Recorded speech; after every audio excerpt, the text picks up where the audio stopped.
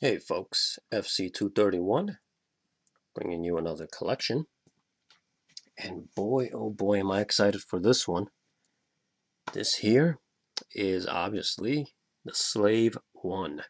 It's from Revell, Snap Tight Model Kit. Beautiful picture of the Slave 1 flying high above the clouds near Cloud City. You have a picture of a clone trooper as it appeared in Episode 2, Attack of the Clones. Ages 8 and up. On the side here, what your model will look like once you build it. Another picture of Slave 1 cruising by Cloud City. And then some facts on the Slave 1.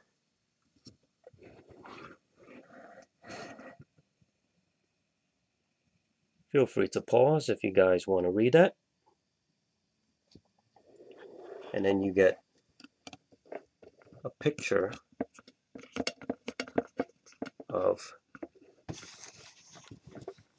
Boba Fett, but kind of looks not like Boba Fett. I mean, the way the helmet or the visor was painted, I don't know. The chest piece looks fine. The shoulder plates look good. Not sure about the helmet though. Another picture of the Slave 1.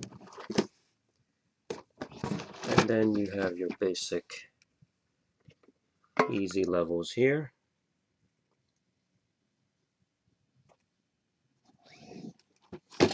This one being level 1, which is basic and easy. So let's open the Slave 1 up and take a closer look.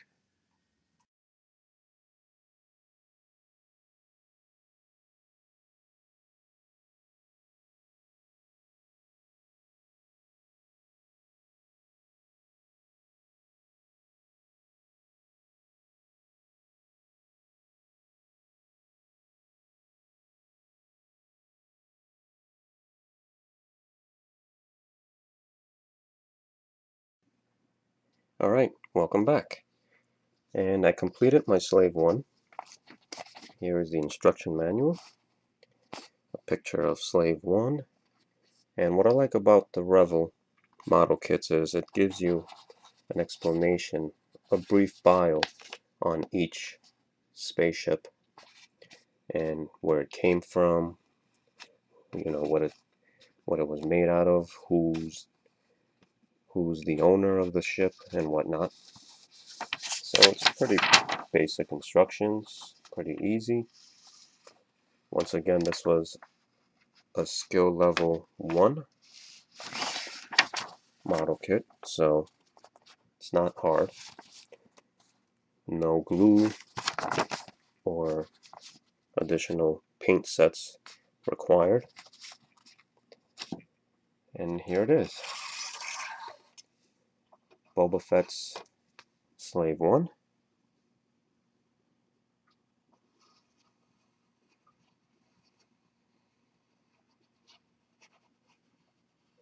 The paint job on it, I think, is really, it's done well.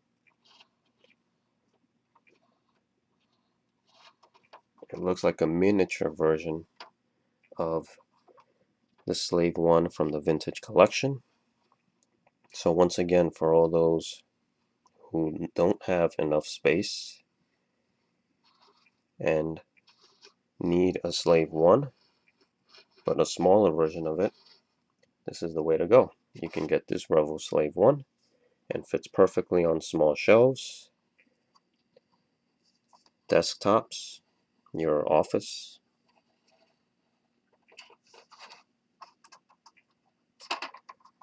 And what I like about it too is that it's at scale with your Boba Fett figure. Here's a close-up.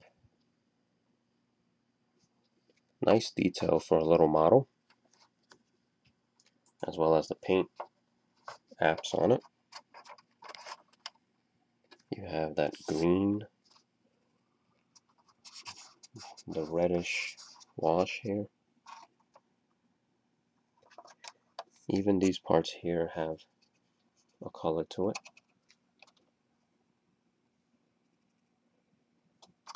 The wings, the panels and everything. Nice detail. Here's a look at the ramp and the entryway towards the back.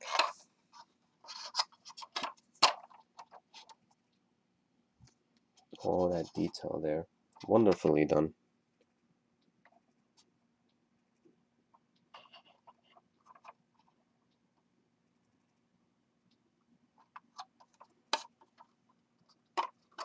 Here's the underside.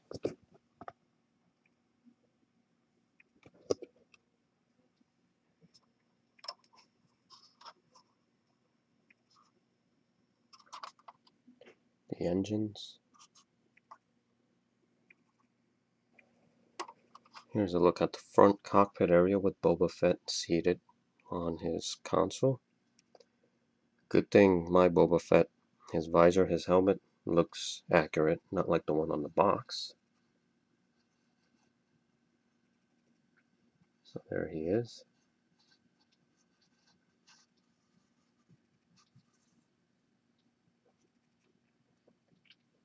And then the features, obviously you have the wings for flight mode that can turn, and when it's on landing mode you can go back, so these pivot up and down. And then the twin blasters can do a 360.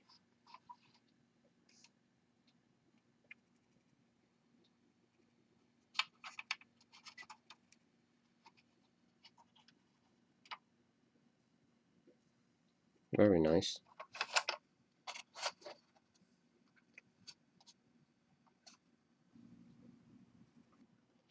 So just for size comparison, here is the Slave One next to Revell's Snowspeeder. Obviously the Snowspeeder is a lot smaller, but I think this is somewhat the size as they would look perhaps on the big screen.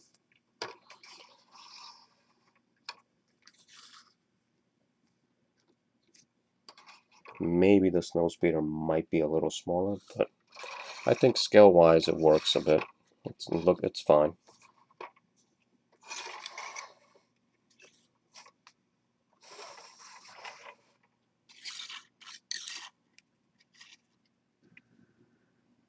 Okay, so we took a look at Revell's Slave One model kit.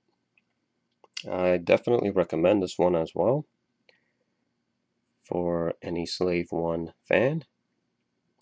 And if you are trying to save up on space, this is the way to go. If the Hasbro Slave One is too big and you have no room, you can always substitute with this little one here. Very nice. Very cool.